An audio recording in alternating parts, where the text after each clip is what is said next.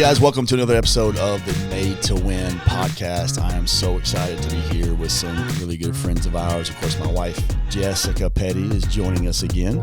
And I guess you're just like the new permanent co-host, right? I guess. This third time. Yeah. Third time's a charm. But I am excited because this is a bonus episode. We already shot episode 2, but I feel like this topic came up that we really needed to talk about. And I truly believe that one of the greatest couples that really talk about this on a regular basis, and we've had many conversations on this topic, is Pastor Carl and Julie Nichols from Relevant Church down in Locust Grove, Georgia. How are you guys doing today? We're good, man. We're excited to be here and honored that you would think of us because this is a tough topic. Well, and we'll get to talk about this later, but I mean, both of you have been instrumental in my life, especially, but also in our marriage, just in our journey towards this idea of emotional health and being healthy emotionally. Yeah. So thank you guys for being willing to join us. Absolutely. For sure. So tell us a little bit about you guys. How long have you been married? Man, we've been together 27 years, been married 21, going on 22 now. And, it's just, I think the last part of this conversation that we're going to have today, I think has impacted our marriage in the last 5 years better. And I think I heard your first episode talking a lot about that with you guys and how just the more whole you get, the more whole your marriage and your family gets and those things. 100%. High school sweethearts. Man, that's awesome. Yes. That's awesome. Great. So how did Carl win you over, Julie? Oh, I don't know. That's a funny story. A lot of people don't know, but my sister was Carl's 8th grade math teacher. Uh-oh. And so now, and she was pregnant with my nephew when she was teaching Carl. So now there's this, weird dynamic in our family with that, but it's all good. We grew up going to church together and we were in student leadership together. And so we hung out a lot at church. And I remember one thing I remember about Carl is he always brought girlfriends to church.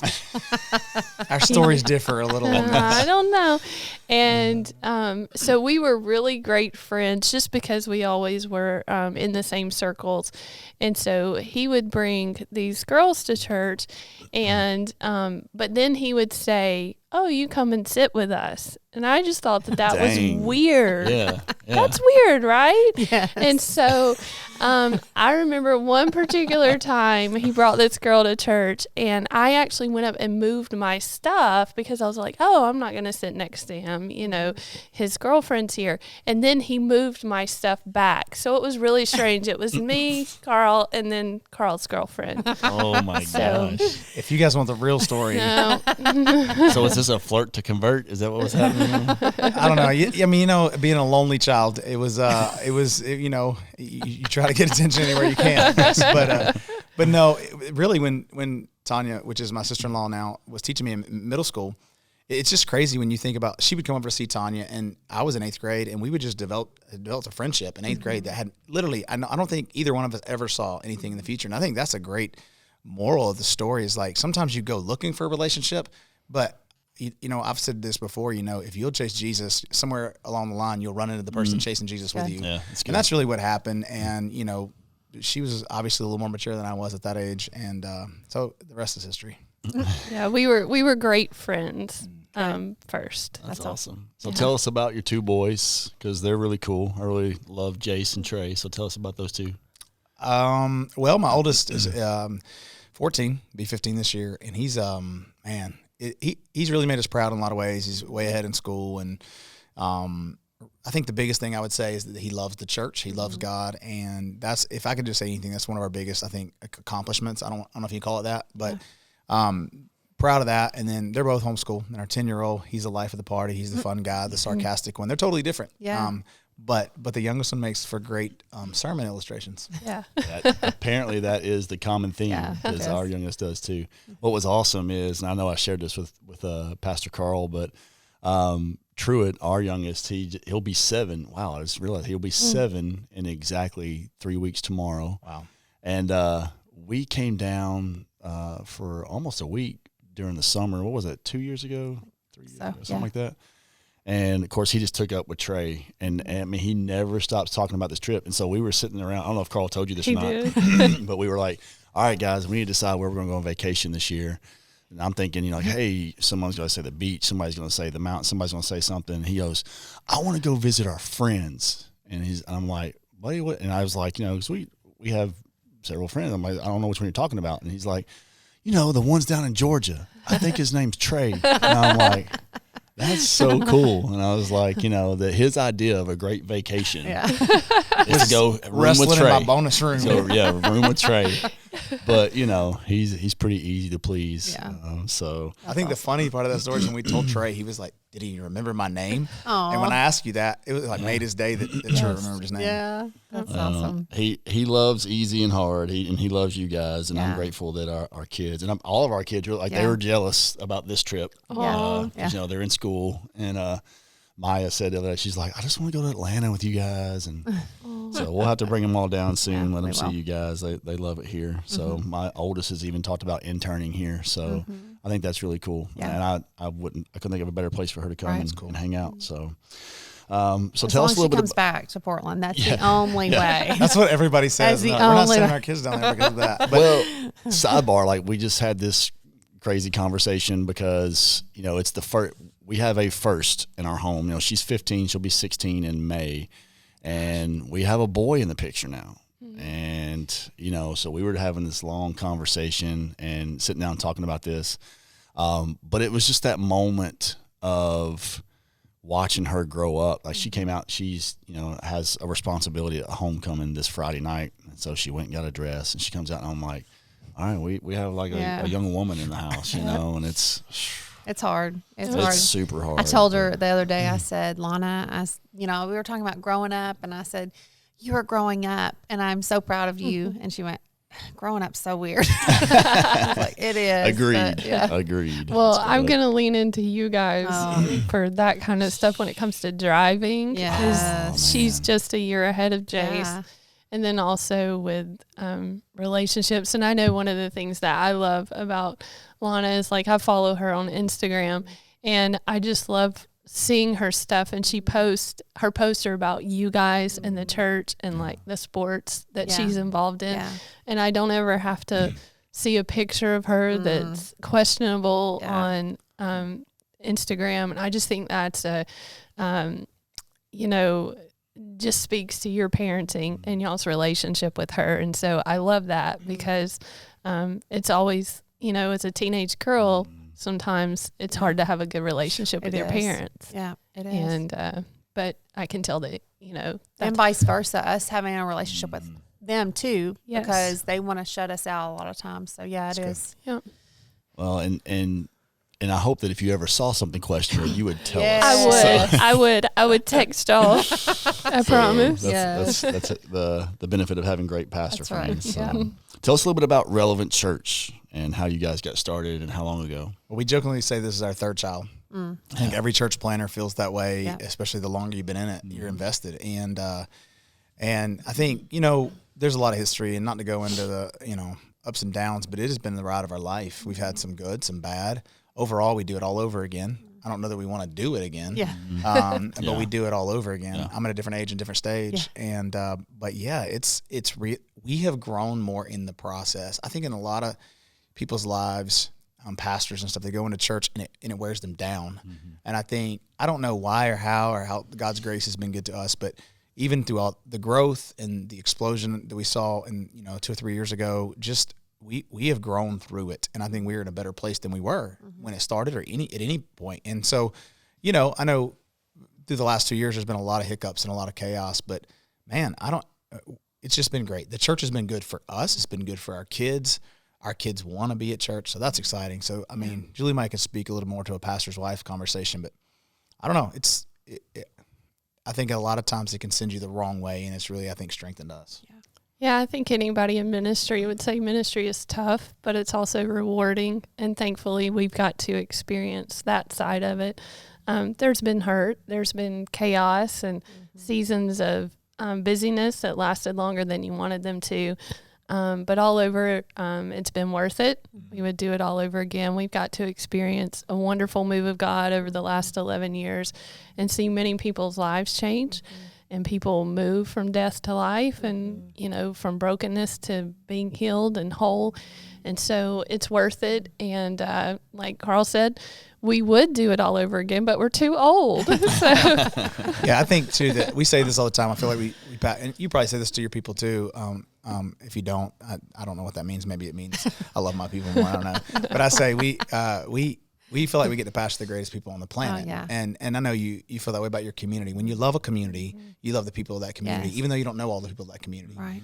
And so this is close to where we grew up, and that's been the joys that we get to be a part of, kind of our roots too. Yeah. And so we're excited about Sure. that. Yeah. And how many years now? 11 years. 11 years. It's been, I don't know, it seems like it's been 30.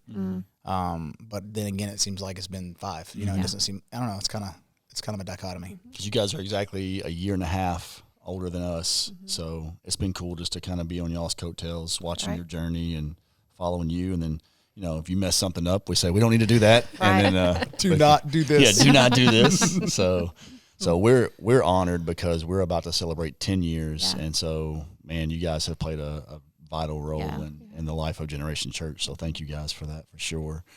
I'd love to talk just for a moment, small talk before we jump into our main topic, but most people don't know that you and I are famous because we are.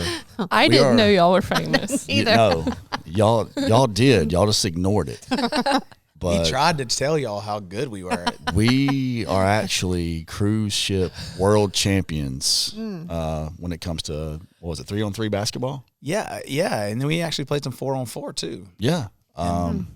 It was amazing. It's probably the best moment of my life, if I'm being honest. I think But Julie and I would say the pool was nicer. Yes. Did y'all win a cruise ship trophy? Well, what happened was we rolled up in, and nobody would let us play at first. No, they wouldn't. And I we had to wonder like, why. Because they thought we were old and no good. Yeah. nobody would let us play. And by the end, they were all making fun of the team, and they would roll out a new team. And we just kept mowing them down. And these were spring chickens. And Oh, yeah. So I don't think So the old guys won. We drew a crowd. Oh, okay. There were people. Just not me and Julie. We were being called the San Antonio Spurs. We would make moves. You hear the crowd. I'm telling you, every time was this incredible. story is told, it probably gets more Oh, dramatic. yeah. Oh, yeah. But by the end of my life, everybody on the cruise ship except you two were watching us. Yeah, That's okay. what it's going to I end. think I And need you to- almost died of dehydration. That is true That too. is We didn't have any water. Remember, Steve had Who to go left lay us? down. Somebody left us. It Steve was had to go Steve, lay down. yeah. He was the oldest one in the group. He was, yeah. Well, we almost died, but it was worth it. There is a follow up to that. Carl and I were actually on a cruise a few months later with our family, and a guy on that cruise recognized Carl. I told you. Because he was in that basketball tournament with y'all. Wow. Famous. That is big time. So Famous. We'll be signing autographs after the Yeah, just let us know. Let us know. And if y'all got a boat and have a basketball tournament, we'll put it up. But we have had some cool times together. We've done a lot of pastors' retreats and some memorable ones. Our first one, though, was probably the most memorable one because Yeah. that's where me and Carl got really close because he made fun of me for being terrified of zip lines. No, I just couldn't believe how terrified you actually were. Bro, You brought a whole new definition of tree hugger. that tree my was my lifeline, man. It really was. Like, I think the only reason why, I could really get across those rope courses is because I knew there was a tree coming. What was funny is I about knocked people out of the tree because I was so focused on getting to the tree that I would run people over. Not to mention you were only 7 feet off the ground. Bro, yeah. I mean, sweating I'm bullets. literally 10 feet above the ground, y'all, and terrified. If anybody out there feels me, And Carl please. was ripping you the whole time. Y'all need to email Carl. What's your email at Relevant Church? Go Carl Relevant. Carl, dot I don't jerk. care.cc. So Oh my here's gosh. the thing that was so funny about that, I think, is I tell people all the time, some of my closest friends hated me. And so this is evidence of that. So, Oh my gosh. But I do remember too another funny incident when Julie broke her finger. yes, Remember that? yes. the dumbest way ever to break. We were in Hillbilly Land. We were. To your defense. We were. And I don't even, like, when people ask me, I don't even know how to describe Please what. explain. What we Please, yes. we were rolling down a hill in one of those plastic balls. I don't know what to say.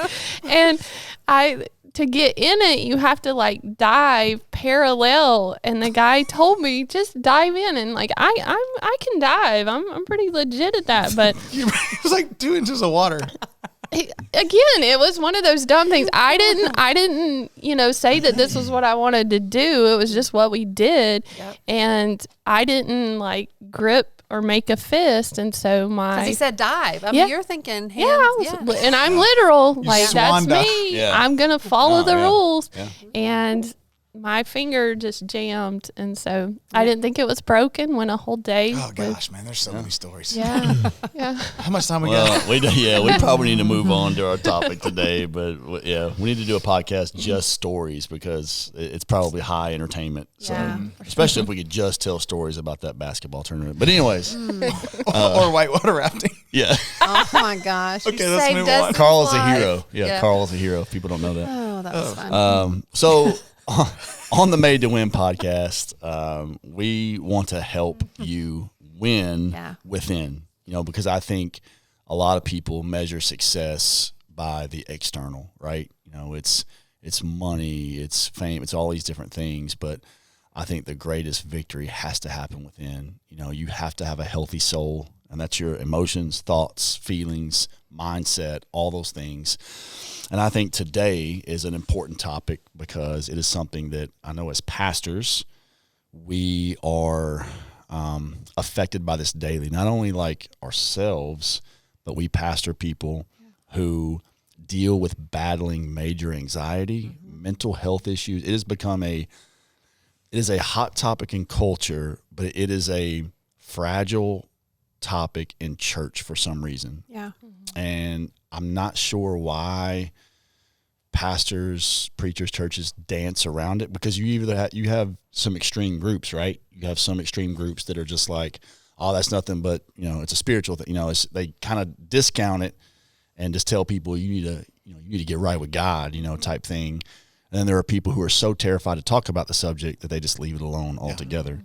And I think there's no greater subject to talk about in this time period, especially with the sermon series you guys just done. And I know myself, I just did a funeral. I think in the last 2 years, I've probably done several funerals of suicides, of family members having to bury brothers, husbands.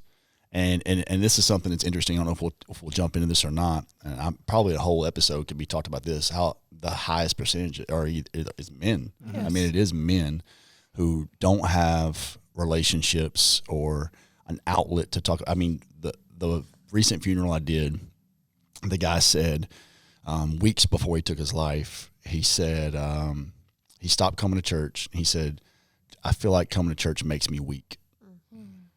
And it's just this thought of, if I have things that I am wrestling with as a man emotionally, mentally, to actually express that means I'm not a man, and I think this is just an important topic for us to cover.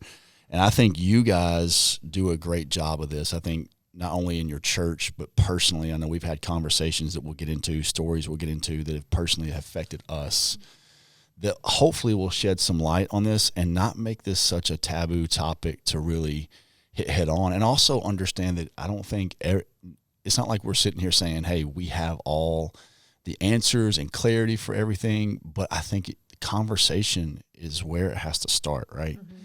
So that's why I wanted to have you guys on today. And so let's just jump right in this whole idea of how we are living in this what's so-called age of anxiety. I mean, and I'd love for you guys to speak into this. Like, why do you think this is such a huge issue in our culture today? I think let's kind of rewind to when everything happened. The last 18 to 24 months have contributed to that substantially. And I think so often in life, in anything, you did a men's retreat for us one time, and you said this, and I think it's just what we do is either we bury it, we cover it, we just bury it in a box and leave it there. And I think for so long, culture has buried so many things, and much of what has been buried has been childhood issues and childhood trauma, and we'll probably get into that some. The pride that we have to admit that like we actually have some dysfunction in our life, and so we just keep layering and layering and layering these things, and so now, if you fast forward to a traumatic event that we thought when COVID started per se, it was going to be 3 weeks, and we were going to be, and it was like 18 months, and even at the time of this recording, it's it's sporadic here and there wherever you're at in the country, and just when you think it's gone, somebody passes away or whatever, and so I think when you take 4, 5, 6, 7, 8 layers of trauma, and then you throw on this traumatic experience, and depending on what age or stage you're in, throw into that losing a job, a sickness, losing a loved one, your kid not graduating the way you thought. Now all of a sudden the board just breaks, all the pressure, and now it just breaks, and so we don't know where to turn. And the reality is the church should have been talking about this, and we're guilty of not doing this. I think we were on the front end of this because we were heading this direction before all this went down, and through discipleship and counseling and trauma therapy and various things. I just think we, like you said, people just run from it or they just pray it away. Yeah. And that doesn't do anything. And then we come into a season like this, and it's like, oh, we actually need to do something. And so I don't want to call us trailblazers, I don't think, but that's what we're trying to do. We're trying to normalize the conversation, and not with some, and I don't mean to talk down to any of this, not with some, trying to stomp the stigma or anything of that nature. Because I think sometimes people think mental health is just for crazy people. That's not the case. Every one of us have some component of that. Exactly. But we can't just put a phrase behind it and that like it's going to go away. Like we have to get into the real deep issues of it. And so I don't think most people are comfortable going there. And the reality, if you talk about from a pastor's perspective, I didn't want to go there because it's hard. It is. It's messy. And then I think it takes me learning things that I'm like, I don't struggle with that. I don't deal with that. We don't have, and before you know it, you can struggle with that or deal with that. And then you say, okay, let's dig deeper. So I don't know. That's just my opinion on it. I also think social media contributes to people's level of anxiety and depression.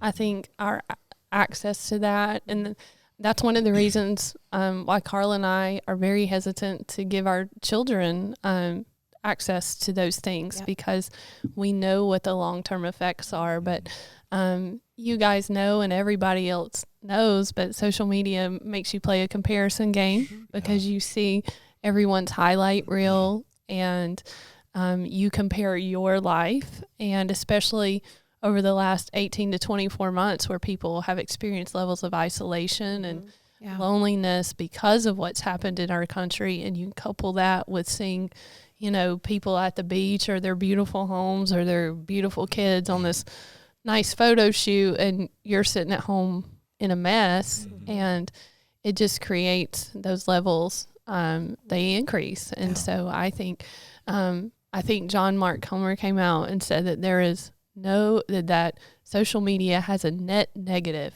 for our society. And I told Carl when he sent me that little clip and I watched it, I was like, yes, finally someone is saying the truth. Yes. Someone is saying it for what it is. And we're just very cautious on that. I limit my time on social media because I've seen the effects that it has on me personally, something that used to not bother me at all, but over time, I think it wears on you. Yeah, for sure. And I'm trying to remember off the top of my head the documentary on Netflix. Yeah. I know what you're talking about. What's the name? The social media. Social Experiment? I think it was a social experiment. Social Dilemma. That's Thank it. you, Preston. Preston's behind the cameras giving us cues here. Preston. The Social Dilemma, that was an eye-opener when you realize, like, the people who started this stuff are people fighting legal battles to get it more regulated and deleted. Like, they're the ones saying, I'm not giving this to my kids. And it's like, these are the people that created it. And in the church world, it's so much, churches are comparison, to other churches, and we got to outdo the other churches. And take, all that happened, with everything going online in the last year and a half, and everybody trying to figure that out, especially churches of our size who aren't the mega churches, so to speak, that maybe next size church down, we're going, oh my gosh, we got to get this out.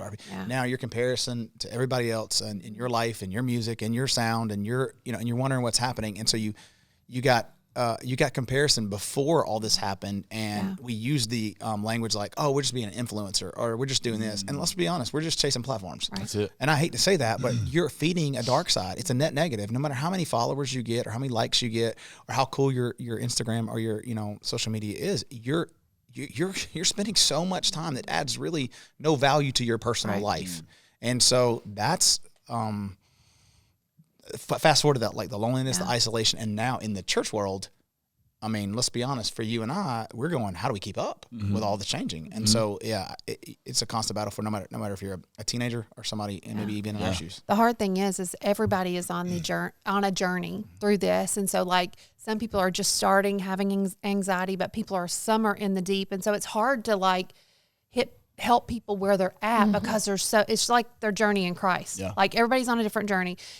In this world, everybody's on a different journey. And so it's hard to like meet people where they are as pastors, as friends, because you're having to change your hat every time you talk to somebody. Yeah. Someone's dealing with death because of COVID, or and you're having to like just be totally, I don't know, you're having to be empathetic in every situation. And sometimes we get tired, you know, as pastors and as mentors and as leaders, because it's like, okay, I had 3 conversations on Monday with 3 different people, and it was just heartbreaking, all 3 of them. And I'm like, okay, I'm going to have to keep putting my hat on or keep changing my role here to help as I lead my leaders or as I lead people in the community. It's just it's hard. It is hard. If you haven't read, I think a reference out there for our audience, and if you guys haven't read it, but Live No Lies by John Mark Comer, phenomenal book. I think it's his latest book, but you know, he basically talks about the 3 things that we have to fight, but it all starts with the mindset. It all starts with your mind, because you think about like in Adam and Eve in the garden, the whole thing started with an idea. Yep. Right. There's this idea that God is holding out on you, and it's powerful how ideas become images, that become thoughts, that become feelings, that become actions. Yeah. And when you see, I love this thought that he brought up about being in exile. You know, we're all being forced into exile, and exile is not it's not just a physical being taken away from your home, but it's the temptation that you're being told how you think and how you behave is in the minority. And everything that our culture does is, how do I pull you in to this Babylon, so to speak? How do I pull you in? And there's this temptation of like, well, nobody else, everybody's going this way. Yeah. And how do I, not realizing that going this way, going in this direction is what's killing us. Yep. It's what's killing our mindset. It's what's killing our thoughts. It's what's bringing depression. It's what's bringing anxiety. But we keep doing it. Like no one's willing to delete social media. Right. No one's willing to stop watching this or listening to this or watching the news or whatever it may be. It's like we just keep feeding these thoughts that keep producing these emotions. Yeah, that's good. You know, you mentioned the recent series that we're in, and we talk a lot about that, I think, in week 2 of the series. Just for the audience's perspective, we're doing a series called What to Do When Life Sucks. And the reality is I would love to hear even like the pushback you've been receiving. Oh, my gosh. From that. My staff knows more about it than I do. I know it's out there, and I know we've received anonymous letters from if you're anonymous, get a life. But at the end of the day, like, we've shredded stuff. I don't see it. And so people spend all this time wasting their energy because, again, I'm not going to allow my emotional state to be pulled down by somebody who can't come have a conversation and don't know my character. Yeah. And so I think, and in one of the books you recommended to me that I've shared some stuff with my staff with is that the leader's journey and how we have to pull back from the emotion of things and make a 30,000-foot view decision, because we spend our time saying we're autonomous, but we really respond to everybody else's emotions. Yes. And that's what social media does. It heightens all the different things. And so in this series, we the first 3 weeks we talked about Joseph and his brothers, you know, in the pit and going into Potiphar's house, and basically when he's in Potiphar's house, he had every reason to have sex with Potiphar's wife. He had every reason to take that cultural road. I mean, and let's be honest, nobody may have ever known except God. But the reality is he took the road less traveled. And I think that's the thing that we as believers and we as followers of Jesus, we can't have wholeness in our minds and our hearts if we're not taking the road less traveled. Yeah. And so then he finds himself, even for taking the road less traveled, was the hard road because he ended up in prison. Yeah. And but if he doesn't do that, you often want to sit here and think to myself, what happens to the 12 tribes of Israel? What happens to where we're at today? And I mean, obviously God's, sovereign and all that, but the reality is that was a decision that he had to make at that moment to not be pulled into what everything else. And here's the crazy part about that. his father had a dysfunctional relational life and sexual life. His older brother had a dysfunction. He doesn't even sit down and go, okay, the 10 Commandments tell me, because where are they at in this season? They're not there. So he's doing this out of a pure heart and a pure mind. And I just wonder how, if he doesn't take the road less traveled, what that does to his mindset and his future. Well, and you touched on something that we'll get to a little bit later in this episode, but that whole idea of not realizing that dysfunction begets dysfunction. Yep. Right. Like, I'll share a little bit of my story later, but like what I've developed as an adult who's become healthier and healthier and still targeting and still moving toward that in my life, because I don't feel like there's ever a time where I stop. You know what I mean? Right. But is realizing now where I used to have these certain bitter feelings toward my mother and my father, like when I hear their stories, I have empathy. Yeah. Because I realize, like, dude, how did they even parent in the first place with the environment they were raised in? And so, you mentioning Joseph is so key, because, like, people forget, like, what he grew up, that was not normal. And we always talk about, oh, he's the favored son. It's like, you realize, like, that's dysfunctional. Yeah. You don't go around telling all the kids, like, hey, this is my favorite kid because he was born to a wife that couldn't give birth. Right. You know, like, you guys were just like the side kids. Yep. It's like, wait a minute, let's talk about that. But nobody does. Right. It's just like, oh, this is like this. That's not a normal story. Right. Or your brothers sell you or want to kill you. You know what I mean? Yeah. But yeah, I think, and this is the question too, is like, why? And I think we answered it kind of vaguely, but it's like, why does the church not talk more about it? You know? Why aren't we having those conversations, even from a transparency, I think there's two things. I think there's a pride issue that says, oh, well, I'm good at it, and we bury it, so we don't even deal with our own dysfunction. And for me, I got to be careful how I say this, because I don't have a lot of trauma in my life. I don't have a lot of childhood. I mean, there's mild stuff that I think all of us have some layers of. So sometimes I feel unqualified to even say, oh, I overcame this. I mean, I know your story, and I know you've shared a lot of that, and I'm like, not that I ever want to go through what you've been through at all. I think, but I listen and I hear your credit. I feel like if I want somebody to speak to that, I'm bringing you in to talk to our people, because you have credibility. And sometimes I feel so unqualified. And then when you go and you try to understand mental health, anxiety, how people wrestle with it, you're like, what? How do they get there? And so it really, if you don't go beneath the surface as a leader and really understand how the mind works, and even parallel it to Scripture. When you look at Romans 12, there's a lot just in that one, that one chapter about your mind and how, and you got to understand. And the crazy part about Romans is they had a whole way of thinking. Oh yeah, that had to be undone. And so half of learning is unlearning. And I think in a series we do called The Function of My Dysfunction, which ultimately is a part of the good life, which I think we're going to talk about, is your mind takes inputs, computes them, and then gives us an output. That's what a function does in math. And so you have positive and negative inputs that come in, and however your mind processes based on your worldview, based on what's happened, your mindset, you can reach positive or negative outputs just based on how you perceive them. That's why when you stand up and talk to 1,000 people or a couple thousand people on a Sunday morning, and we stand up and say this, they can hear it 2,000 different ways. Yeah. And I have to be careful. I'm like, okay, let me say this so you don't hear me this way, because your function junction, your brain is processing and coming up with outputs that I didn't intend for them to. Yeah. So good. And man, you said a quote that I think is it's such a tweetable quote, but it's also something I think people need to meditate on, is half of learning is unlearning. When you talk about Romans 12, like, people forget that is the first step in spiritual formation. And I think even when you start talking about discipleship and stuff, like, people try to start thinking, okay, I've got to quit doing these things. Quit thinking that way. Yeah, exactly. They never start with the mind. So about 5 years ago, and Julie, feel free to jump in at any point, I was sitting on my back porch with our elders and our lead team, and one of our elders said, hey, as we're growing, how are we discipling people? And so I love this guy. He's one of my best friends from years ago, and I just said, well, define discipleship. And I was blown away at the lack of understanding of discipleship. And I think it was Matt Chandler or somebody say one time, it's the church's responsibility to take Christian education back under their wing. And I was like, that means it's my responsibility. Yeah. It's not somebody on staff.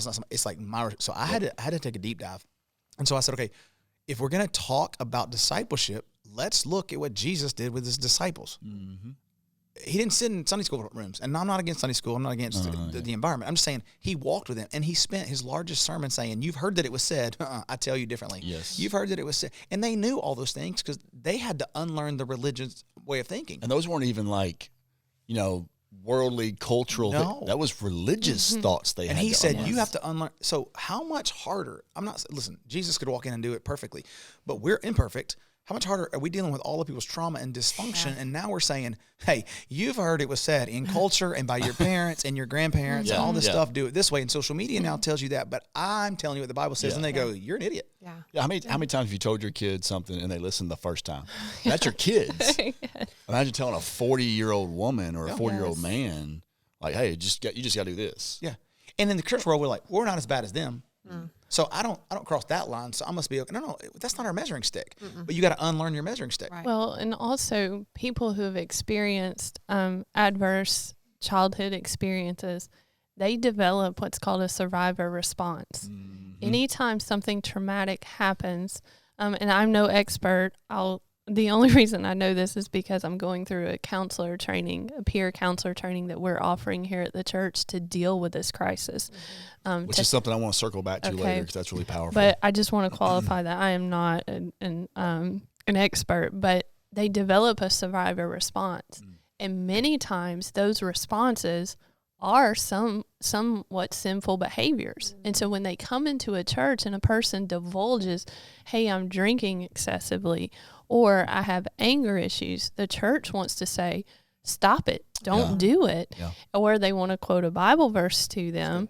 And what happens, that person shuts down because what you are doing is taking away something that has allowed them to survive over the last 10 or 15 years. It's what's kept them alive. And so what we have to do is dig deeper and say, what happened to you? Yes. Not so what's good. wrong with you, Right. what happened to you. And that goes back to, it could go back as early as 6 months old to a year old, or it could be something that happened 6 months ago.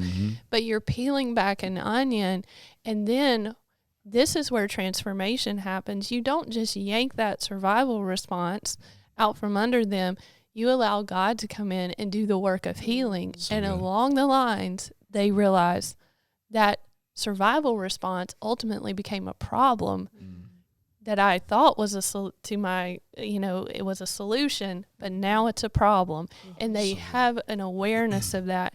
And that's where, to me, the Holy Spirit comes in and does his work for them. I think that's so good because I think from the church's standpoint, or from like if you're on the other side trying to help somebody in that situation, I love Dallas Willard's interpretation of Matthew 7 when Jesus talks about not casting your pearls before swine, or he says something to the effect of, a biting dog. And I loved how he said for so many years people have translated that as almost like a self-righteous statement, right? He said, but that wasn't Jesus' nature. He said, if you think about it, he said, you're actually thinking about the animal. You're saying this pig cannot process jewelry. Why would you feed it to him? Why would you intentionally do something to an animal it's going to turn and bite you? And so he says you're actually showing care. You're saying, because isn't that the Christian motto? Like if their loved one just died, you're trying to think of all the bumper stickers you can say to them. You know what I mean? It's God saves his greatest battles for his mightiest. Or he's not going to give you more than you can handle. Yes, and let's be honest, people in that moment, they can't process that. Well, they're not saying, oh, you know what? You're right. I feel so much better. Yeah. But that's how we approach mental health issues. Yes. It's like you just got to let go and let God. Put a Band-Aid on we re-traumatize them in that situation, and then they feel even more guilt and shame, and they just walk away from the church because they don't feel good enough. And so we have to be willing to dig into the messy with them and walk with them through a process long enough for them to find healing. And that requires training for church volunteers and people. It requires learning new stuff that isn't readily available, that you can't just go and download from another church, and creating programs and training for people. But the counselor that's training us, she's a godly woman, but she was saying, just quoting a Bible verse to someone doesn't work. And she said, think about this. If you've just lost a child and the person says to you, well, God has great plans for you. He has a plan for your life. Well, really? Because I just lost my child. Right. It doesn't feel like that. Yeah. And so, and I think that's what we've been guilty of, is trying to yank their survival responses and give them a Bible verse and say, Which teaches them to bury it. yes, and they don't feel it. And when it goes back to what you were saying earlier too, just about how like we don't take the time to learn. Yeah, so let me piggyback off that, because as Julie was talking, I think this is, so I've said this to our church 1,000 times. Salvation comes through Jesus Christ. Wholeness and healing come through the body of Christ. Yes. The body functions to heal itself. That's the book of James, right? Yeah. Confess And your faults to one another Yeah, so and that so, you may be healed. but here's the dilemma. Good. I had to ask myself as a pastor, I say that to our people. Salvation comes through Jesus Christ, but wholeness and healing comes through the body of Christ. And I'm like, we don't have the things in place for you to get whole. Yeah, That's exactly. good. Yeah. Yeah. And so pastors go, nah, I just want a big congregation. I just want more money to come in. I'm not bashing anybody. I'm just speaking from some things that, I had to wrestle through. Yeah. And like, and so we spend more time, hear me and forgive me at the same time, building social media platforms than we do helping people get whole. You're right. Yeah. And getting followers than we do understanding what people are actually going through. And then we give them a 60-second theology. Yeah. But like Joseph, going back to that story, he had to face it and he had to feel it before he could forgive it. And I think he's, some 2 decades later, sitting there looking at his brothers, and he weeps out loud. Now, all of a sudden, the whole chambers hear him, and they're not even, what is he doing? He's facing it, he's feeling it, and then he says, what you meant for harm, Yes. God intended for good. You couldn't tell him that when he was 17 years old in the No, pit. you It was, can't. so, that's the dilemma. We want people to go, oh, no, you're good. And then they bury it, or they find a relationship, and then it leads to more cycles of dysfunction. No, It's you're like exactly if you break an arm and you're like, oh, you're good, just put a Band-Aid on it. Yeah. That Band-Aid's not going to heal you.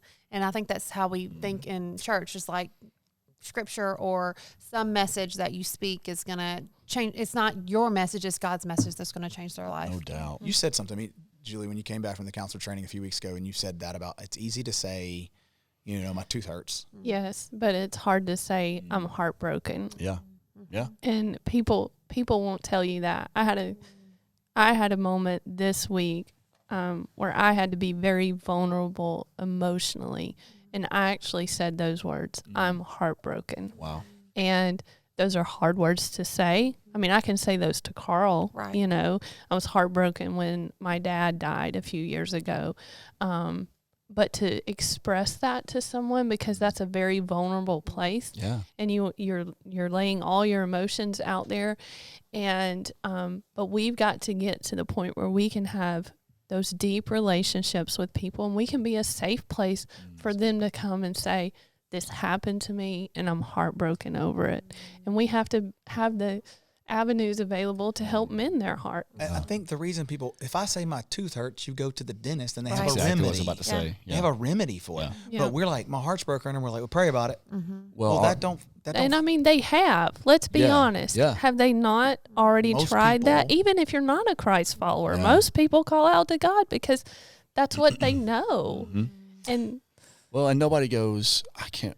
You've been to the ER for a broken arm, yes, but there's a stigma Yes, to like, because there they is. think the common person probably thinks the only way I'm going to get help is if I get put in some kind of like psych ward or something, or if I get medicine. Like, there's no other It's just very surface level because nobody else knows how to like have the conversation. Well, and talk about the medicine conversation too that we're learning more and more about. yeah. So depression is the number one mental illness in our country, but anxiety is the fastest growing, which means more people are identifying and coming out and saying, I'm experiencing anxiety. And so if you go to a medical doctor, they're going to prescribe you medicine. There's nothing wrong with medicine. I'm not against that. But what people don't understand is the majority of anti-anxiety medicine is supposed to be a short-term remedy. It's 6 months to a year that you are supposed to be on this. And an expert that I was talking to a few weeks ago, she told me she had a client that came in and had been on anti-anxiety medicine for 20 years. It was never intended that way. And so I think medicine can come in and help someone stabilize for a period to where they are open to hearing something that they weren't open to before, but it's never meant to be a long-term good. thing. And it's never meant to heal like Right. the deep stuff, Right. Yes. the where the roots, where the Yes. problems are coming from. It's to heal the surface to where you can start dealing with that Yeah. stuff. Right. And I think, go ahead. I was just gonna say that's an identity marker of our society as a whole, though, is like we want everything fast to be fast. Give So me a even pill like, to lose weight. so, okay, I'll go to counseling. How many sessions you think? Yeah. Yeah. Instead of going like I'll commit to this Yes. for the rest of my life if it means that I keep having conversations when I need good. to. Yeah, our counselor says this, and this is nothing, we started a counseling center during COVID, which is wild. It's unbelievable. We can talk about that if you want. But she says, where there's smoke, there's fire.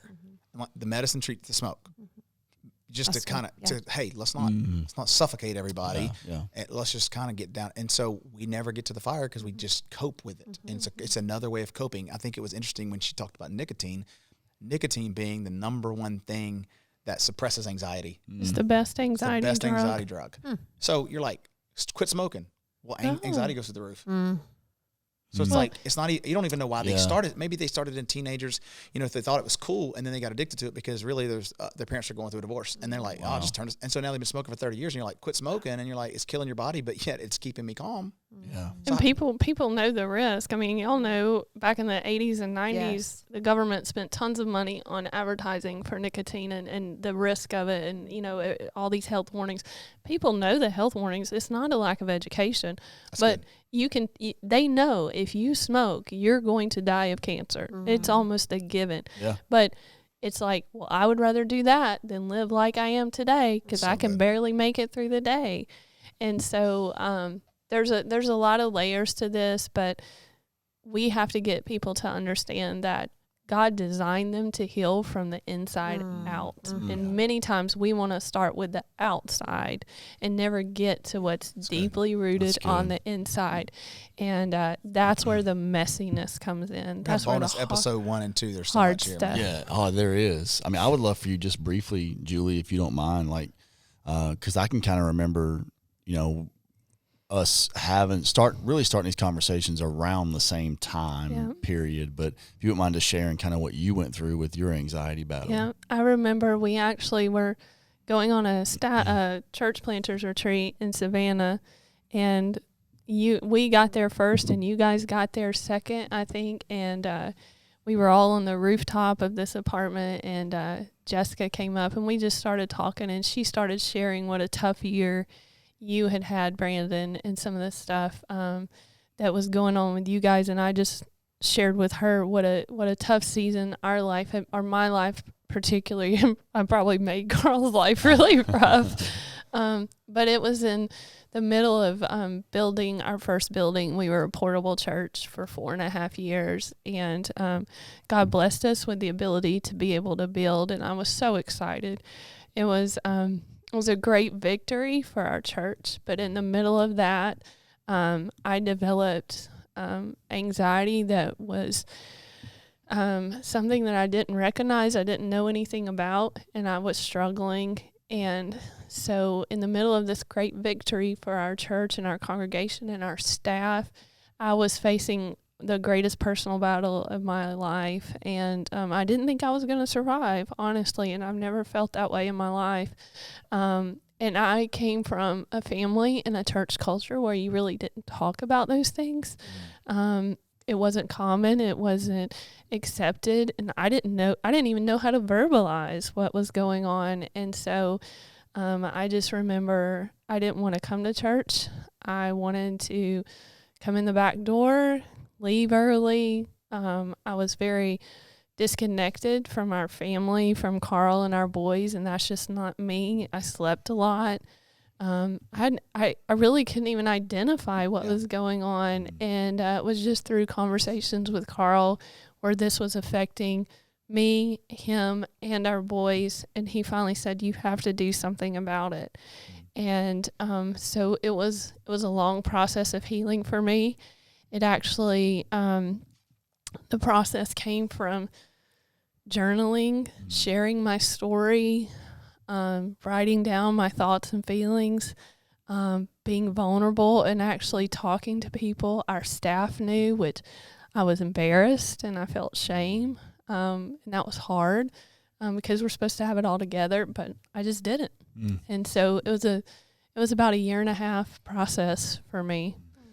Yep. Yeah. So in that season, and there's still emotion involved. And Julie kind of talks a lot about it being a mental fog in that season. I just couldn't even see beyond, like what was right in front of me. No matter how much I turned the lights up or down, I just couldn't see beyond like that 10 feet in front of me. And so we did a lot of things as a couple and as a family to put boundaries around ourselves. I mean, we talk about not being anti-medicine.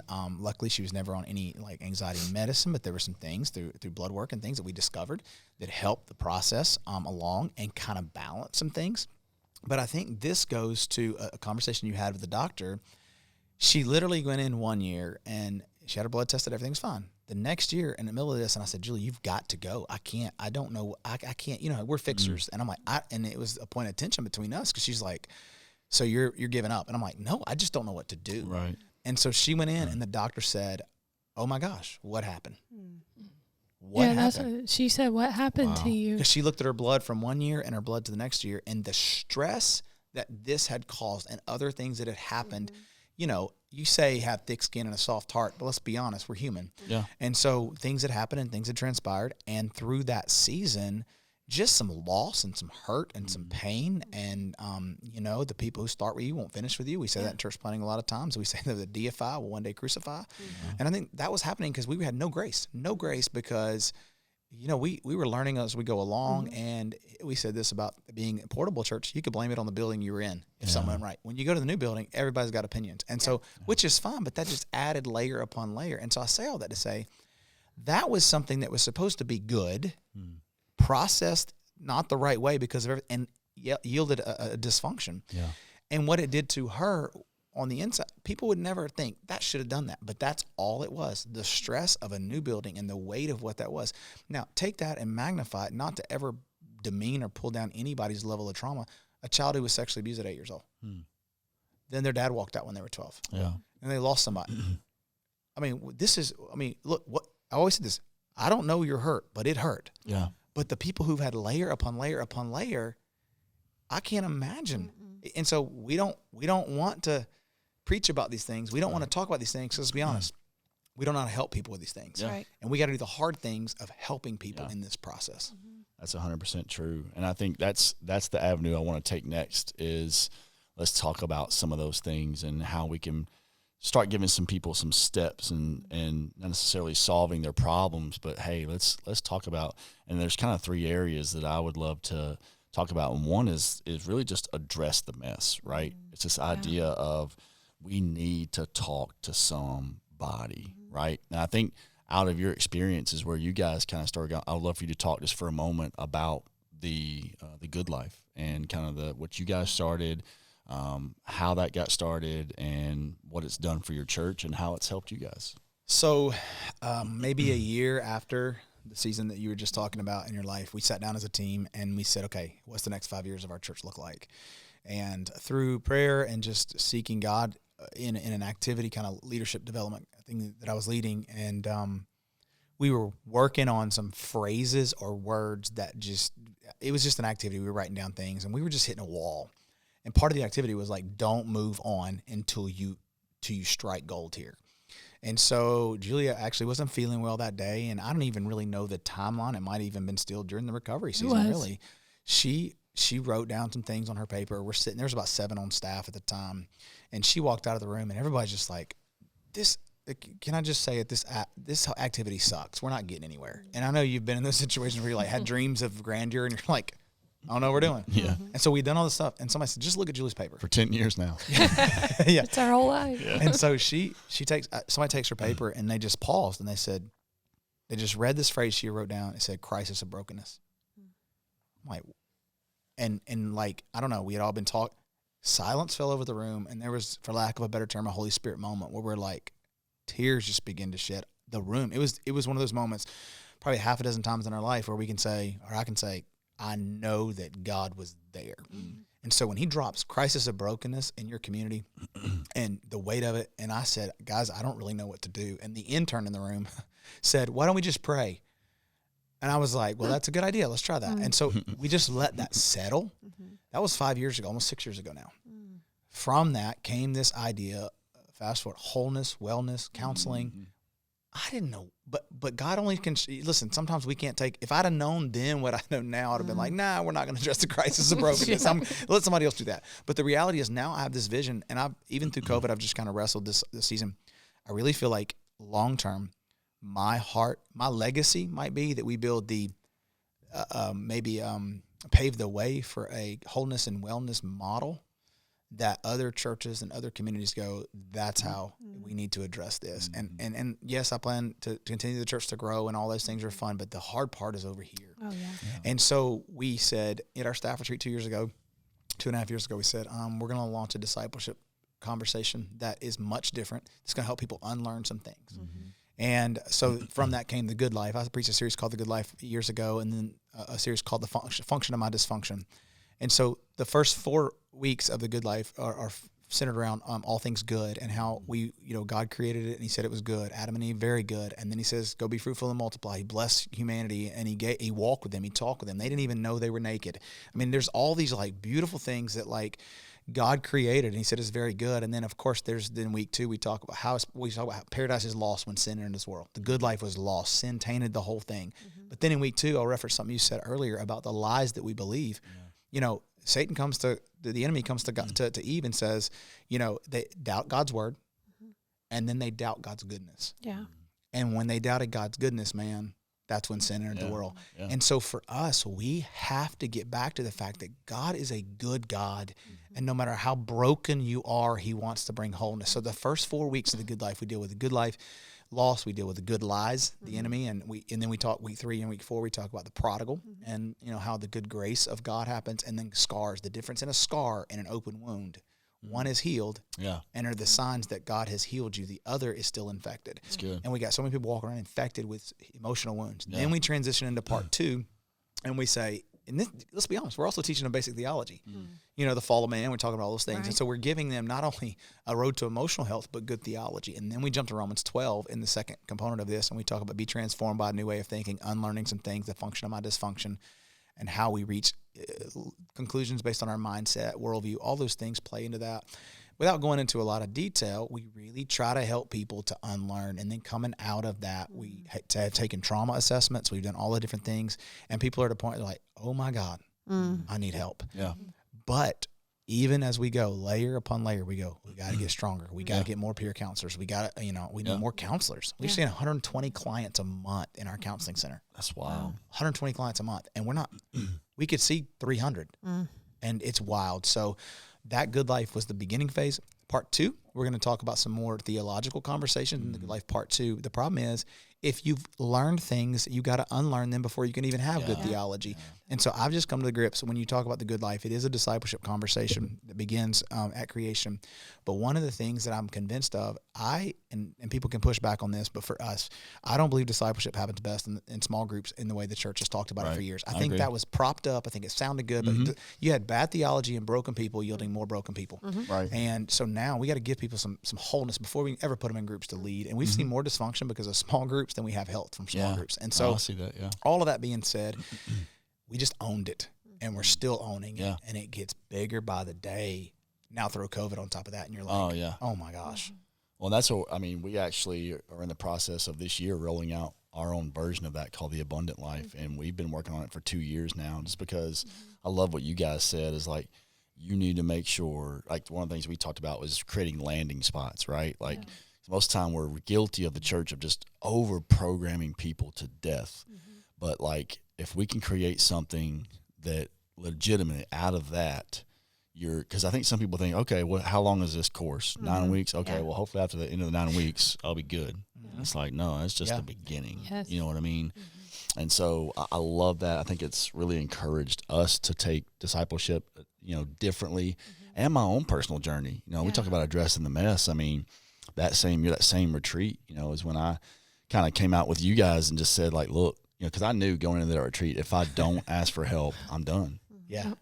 I'm done. I'm done in ministry. I'd went through some traumatic things as a kid with sexual abuse that came back around. We found out that the person that sexually abused me was in our church. Think about being a church planner for 3 or 4 years, and to what Julie was saying, like I couldn't even walk in the front doors of my own church. Just feeling like I was back at 10 years old again, Yeah. you know? But it was those, I actually talked about this on the way here. It was those 2 dark years that, thank God, pushed me to the light. Some people never get out of the darkness. That's good. It's true. You know, but it pushed me to the light. And that's something I'm forever grateful for, because one of the things that in my own personal counseling journey that I learned is this phrase of, I don't practice what I preach what I practice. Good. And so what I discovered is when I started getting healthy, all of a sudden, You can talk about it. well, not only that, but it's like our church took on a whole new fresh energy and fresh air. You know what I mean? Like now the way I lead my staff is completely different. That's right. You know, because back then it just felt like, especially as a church planner, and you were probably way more mature than I was in that realm, but it was like, I felt like I was always having to help raise their leadership lid. Yeah. Three things you need to do this week to lead Yeah, people. yeah. Instead of like, how do I pastor them, That's good. lead them to emotional, health and soul health, and grow them in their relationship with Christ, and help their mind, that has been a game changer, and I'm telling you, like, if you're listening to this episode, talk to someone. You have to address the mess, And not with your best friend who has the same issue. Yeah. No. Well, I'll tell you what was powerful. I just read this morning. I thought, man, this is perfect for the podcast. Matthew, 26, and Jesus goes to the garden, right? And I don't know. I mean, I've read this a million times, but it hit me like a ton of bricks this morning. The Bible says he takes his disciples to the garden, right? And he says, wait here. Then he takes Peter, James, and John, and he tells them, my soul is crushed almost to the point of death. Yeah. And dude, I underlined, highlight. I was like, Jesus himself had to have somebody to say, I'm heartbroken. Yep. So good. Well, My soul hurts. And then fast forward to the garden where you see Jesus, the sweat like drops of blood. Yeah. So there's a medical term, hematohydrosis, where literally what happens is his capillaries burst when the peace of God came over him. And you can look it up, the medical. So he was stressed to the point of these things were so inflamed with blood that now when peace came over him, they relaxed, his capillaries burst, and blood began to flow. That's how stressed and anxious Jesus was at that moment. When you think about 33 and a half years of perfect human, God in the flesh, but perfect as a human, and 33 and a half years was still at a point emotionally where he's like, I could die right here in this garden. And now put that in us, imperfect humanity. And that's what I want anybody to listen to when I'm saying this right now, is like, if Jesus felt that, please know he knows your humanity. He knows your fragility. He knows that your soul is going to get to a point where you think, man, I cannot get through this. But he showed us the way to overcome. So when you talk about addressing the mess, there's a chart that I have pulled up that I just want to kind of give you some examples of. When we take these assessment scores, there's one assessment. This is an example with some statistics, the ACE assessment, and basically you can have all the way, I think 10 it is on the ACE assessment of layers of this trauma in your life that's causing the anxiety or depression or whatever mental health crisis we're talking about here. And if you have no 0 of these, I'm just going to give you some numbers. I don't want to go too much into this, but people who have 0 of these, 1 in 69 of them are alcoholics.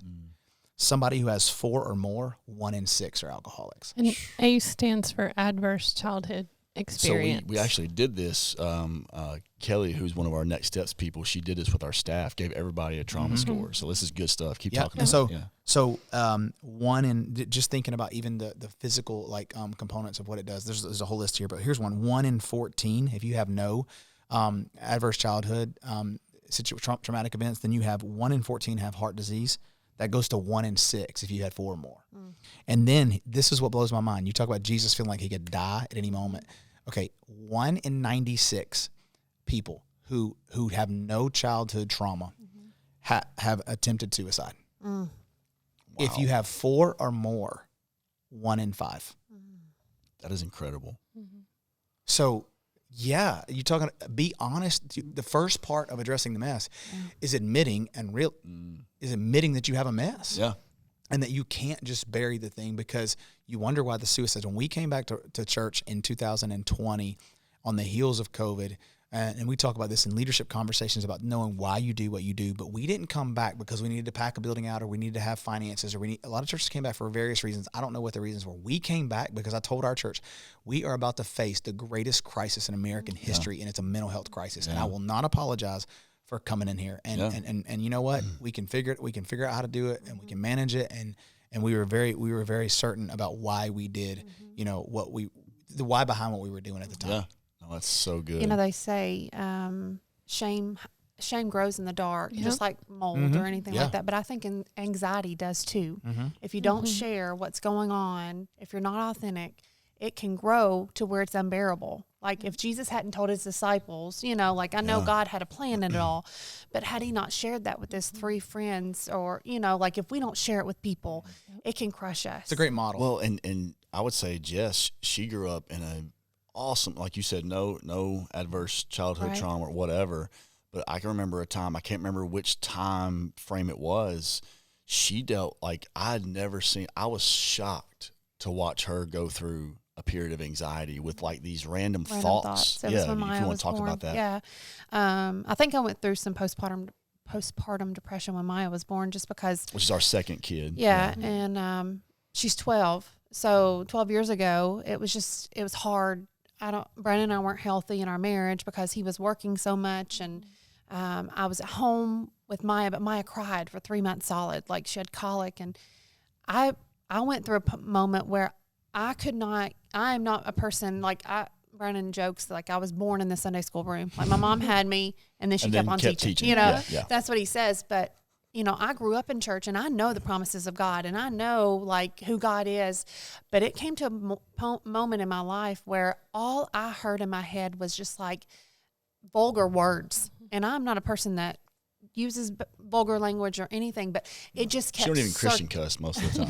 It kept just circling in my head, and I mean, like, I could not. I told Brandon, I said, we are not watching TV. We are not watching any movie. Like, I am not, because I cannot get it out of my head, and I would just have to yell at the enemy, "Get out!" And I've been, and it's been for 12 years. I've been working on this. Like, it wasn't like, okay, that. In 3 months after all that happened, I was good. No, it's been 12 years I've been circling this, and my mind, and I'm a 9 on the Enneagram. I've said that on the podcast before, but I think because I'm a peacemaker as well, there's so many thoughts that go through my head, and I think about people and things that I've said, and I dwell on it for hours upon hours, and I have just now, and I'm not going to say I've got a hold of it, but I've taken steps to become whole in my mind. Yes. Yeah. And what's interesting is I've been listening to Jenny Allen, great Bible teacher.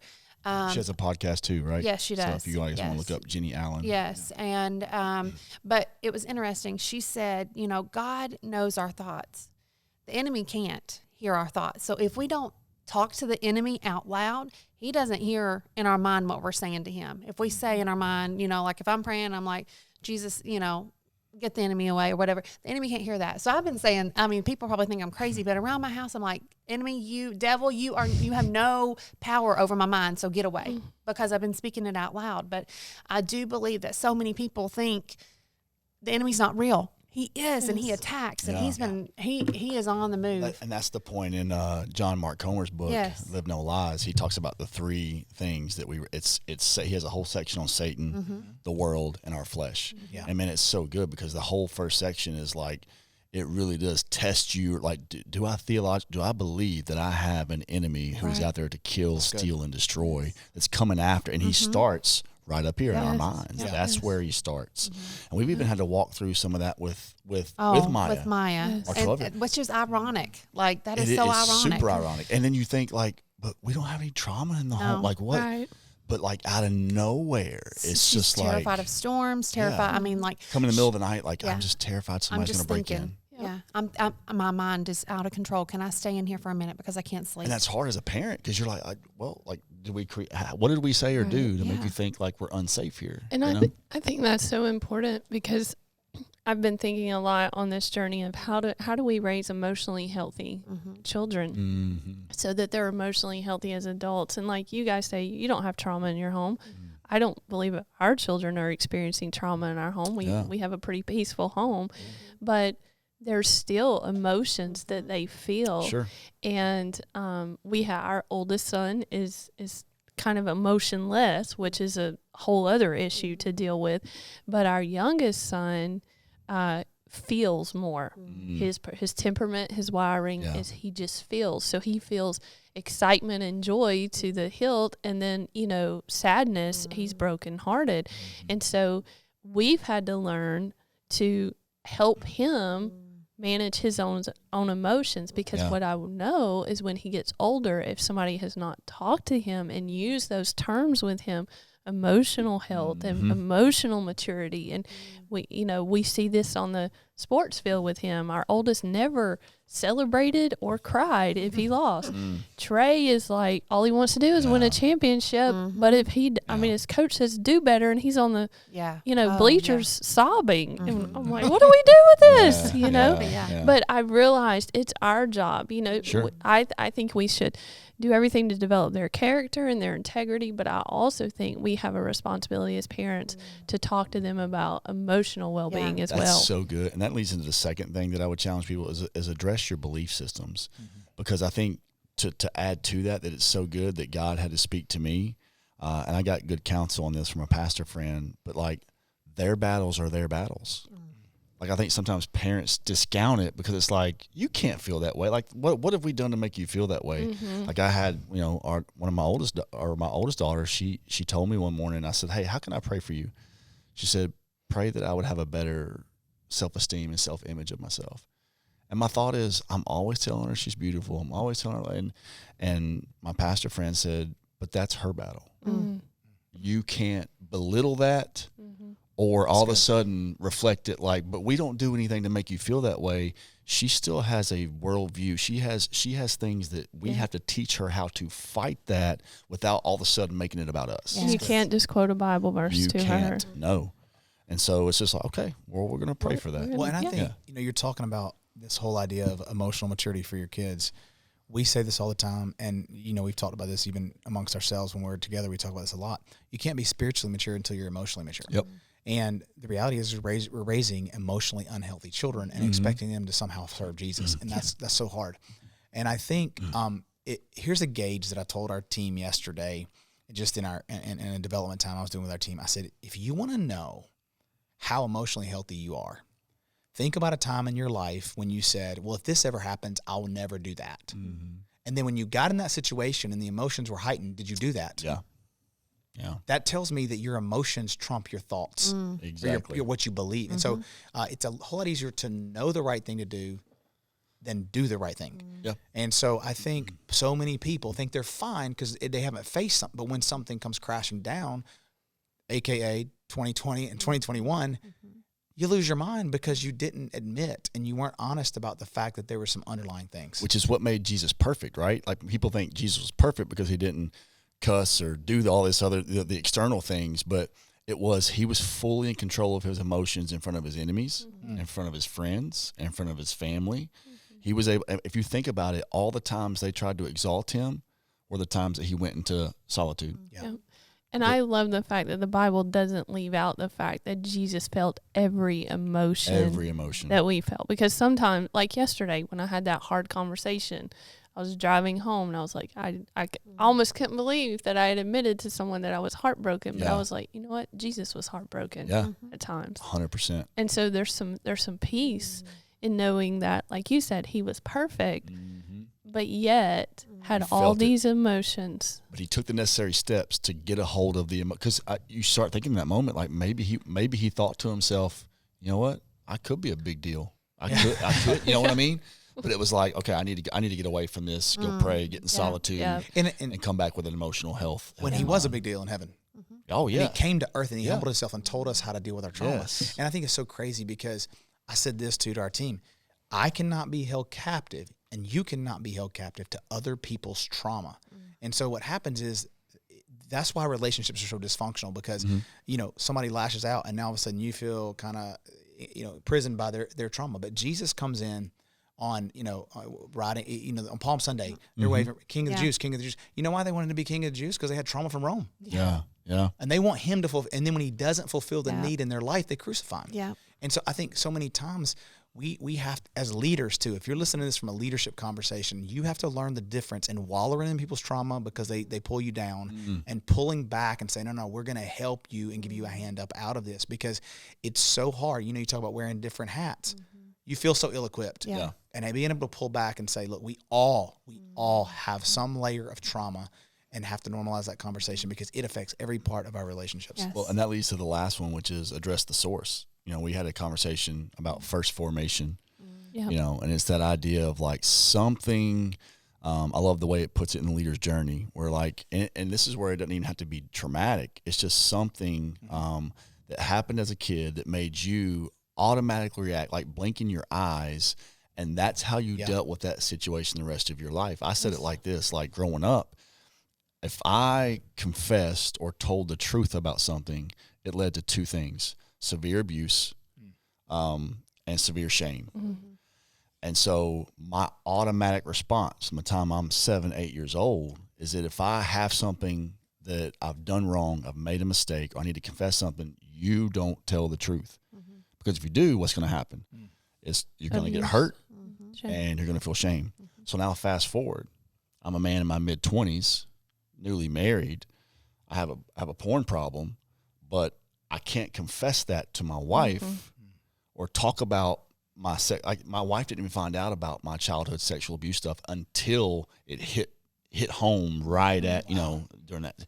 Why? Because if I tell her, she's probably going to leave me. She's probably going to think I'm disgusting, and I'm going to feel shame, not realizing that when I don't tell her, what happens? I feel the abuse in my mind, and I feel shame. That's good. And so it's like not realizing that actually the thing that I'm afraid of is the thing that sets me free. But you're living it over and over instead of once or twice or a season. Yes. I also think with, obviously, Brandon, what happened to you was completely traumatic. I also think people, though, don't really quantify trauma. That like they can go through their life and think, well, nothing's traumatic happened to me, but trauma is defined as a loss. Yes. So when you experience any type of loss, so for example, if you're 9 years old and you're in your bedroom and you hear your parents fighting who never fight, and they're talking about divorce and they're angry and they're yelling, you experience loss. You experience loss of innocence, loss of safety, loss of respect, trust, all of those things. And so you develop a response to that to cope.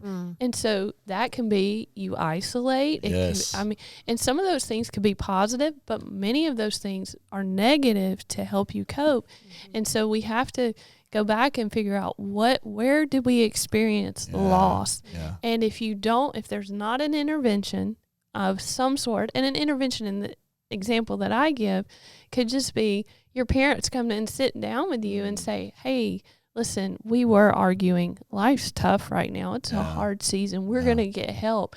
That's an intervention, because then you do restore some of the things that were lost. But if those interventions don't happen, you keep going down the cycle of trauma. And then if there's another trauma, you start the cycle all over. So you can be in this cycle for various traumas. And then before you know it, you've developed these survivor responses as a young adult, a teenager. This is why we see so many teenagers rebel. It's not coincidence that they all rebel around the same time. It's because that loss or those losses are now eating at them and nobody's Piling intervened. Up. Well, and I love, if you don't mind sharing, this is so good because, again, no real trauma growing up or whatever, but we just started talking, about why am I the way I am with conflict? Why am I such a peacemaker? Why am I afraid to have this conversation? And it was interesting. We started just backtracking and tell a story, because she's 12 years younger than her oldest brother, 10 years younger than the middle brother. So tell a story about them coming home and things like that. So my oldest brother is very shy, quiet, introverted, which is not normal for a firstborn. And then my other brother, 2 years younger than him, he's more like a firstborn. He's demanding. He's, headstrong, extrovert, all this. Well, I'm, 10 years old. I don't know. Anyways, they were coming home from dates. Probably younger than that. Yeah, I was probably 6 years old. They're coming home from dates. My dad said, be home at 10. My oldest brother, he's introverted, quiet, but his girlfriend lived 30 minutes away. He would not plan properly. He would get home late, and my dad would be so mad and would yell at him, why are you late? All this stuff. And my oldest brother would just sit there and take it. I don't know, and my other brother would come home and he'd buck back, like be like a physical altercation. Yeah. And my dad would hit him, and it was like, okay, so I don't want to be like my oldest brother. Right. I don't want to be like my the younger brother. I guess I'm just going to do what my parents say. Yep. And I'm not, if they say don't do that, I'm going to be a full rule follower. And so I think that's where I became a peacemaker. I just wanted to make sure everybody was good. I didn't want to upset my mom. I didn't want to upset my dad. If my dad came in the house, because my dad's he's just boisterous. Like, he just likes to be loud. That's the way my dad is. He's not a mean man, but he wants to make sure he's in control. And so if my mom and dad would get angry, I would try to make a joke or make light of the situation to kind of peace make it, Then you fast forward to an adult, Yeah. and she's not even able to tell somebody how she really feels because she's more concerned with Motivated by fear. Yes, I need to de-escalate the situation to make sure they feel okay. Or if I'm walking in a room, I have to examine why I'm have anxiety because maybe I've had tension with someone, and I'm having to fill the room. Like, okay, are they still upset with me? Do I need to talk to, it's just been a journey over the past 12 years. And I say more so in the past 2 years, I've really been able to share my feelings, but my whole life I really haven't, because I want to make sure everybody's good. It's been really cool conversations for us that we love just sitting and talking about this stuff. Yeah. Makes me feel like I'm not the only screwed up person, in the world. But. So going back to the trauma assessment, I didn't have trauma growing up. I mean, my parents fought. I never thought they were divorcing. They never said the D word. They never said any of that. I knew that they were sticking. I knew that was my safe place. It's gonna be okay. I mean, that's who they are. To your point, I sat down with our counselor after we took the trauma assessment, and my trauma score was pretty low, but I think it helped me identify. There's some questions. Yeah. You talk about identifying the source. There are tools out there to help you do that. Yeah. You may not identify the source when you do it, but when you answer questions on a trauma assessment that we give, I think ours is 29 questions. It's a little different than the ACE. It's a little more expanded version, but if, for example, it helped me, a few of those questions helped me identify trust and loneliness issues as a child. So when Julie tells the story, I would come to church with a girlfriend and then have her come. Now I'm sitting by two girls. I'm not lonely. Yeah. I mean, that's silly, but that's but just it's the coping mechanism. Oh, yeah. And so I think just questions that are you think, oh no, that's not trauma. Well, don't assume that. And allow the questions to guide you. And we have those resources available. You guys are working on those as well. I don't know how far you guys are along in getting them out to your people, but I'm telling you, the reality is our people going, that affected me. Yeah. My parents. I'm an only child in a house, and my parents think, my bigger thing was can I ever live up to my parents' expectations? And I think, but I spent a lot of time alone, and I didn't realize that created this desire and need to be accepted and to not be lonely. And so identifying that was not always, everybody would say, you had a great childhood. Well, don't demean the fact that I'm lonely. Right. So, right. Yeah. Well, let's close up by, I want to kind of just circle back and remind our listeners and our viewers about 3 keys to victory real quick, just to recap. 1, address the mess, get help, find whether it's asking around about a good counselor, whether, if you're listening, you're not really into the Christian thing or church thing, which I would say most of our audience is probably, church people, Christian people. If you have a church that you're connected to, talk to your pastor, talk to somebody that you trust in the church to say, hey, I need to talk to a counselor. Because sometimes let's be honest too, our pastors and pastoral leaders, they're not counselors. And so just be careful there of just saying hey, I expect my because I think people ask me to counsel them all the time. And I'm like, first of all, I can't legally say that I can counsel you because I'm not a professional counselor, but get help, address them, figure out like, hey, I need to talk about some things. 2, address your belief system. What you believe affects how you behave. That's good. You know, and it really is diving, like, however you grew up, whether you grew up in the church world and there was some dysfunctional religious stuff there. I always tell people, if you grew up, your view of God dictates even how you behave, you know, in that relationship with God. Right. So address those belief systems, and last but not least, address your source, you know, and that's going back to your first formation. The foundation you build on is vital. Go back, and there might be some of those moments in child. Again, it doesn't have to be super traumatic or dysfunctional, but everybody has those moments that kick-started. It could have been a rejection. It could have been somebody, you know, your first heartbreak, your whatever. People don't realize, like, those things slowly start to form habits. Yeah. And like you said, safety mechanisms that we run to. But I thought this was a super, man, we could probably do multiple episodes on this, and we may come back in the future and talk about this again, especially as we roll out the abundant life. I'd love to come back and just say, like, hey, here's what we've learned, and let's talk again. I mean, we could dive to so many different layers. But I want to thank our audience for listening today. Make sure that you go to the website, madetowinpodcast.com. Send us in emails, questions, comments, anything that's helped you with the podcast. We'd love that. Don't forget, we are coming out the first Tuesday of every month. This is obviously a bonus episode, so we're super pumped for that. I want to thank you guys. You guys are so awesome. We love you so much. You guys are family to us. We drove all the way down here just to do this podcast, because I told Carl, I was like, I just want an excuse to come see you guys. Brought some staff with us, but we love coming to visit Relevant. And that website is Go Relevant. It's relevantchurch.cc now. Relevantchurch.cc. And then Instagram, Carl Nichols. I don't ever post. He doesn't, but like, maybe you want to get on there and, you know, just see whenever he does every now and then.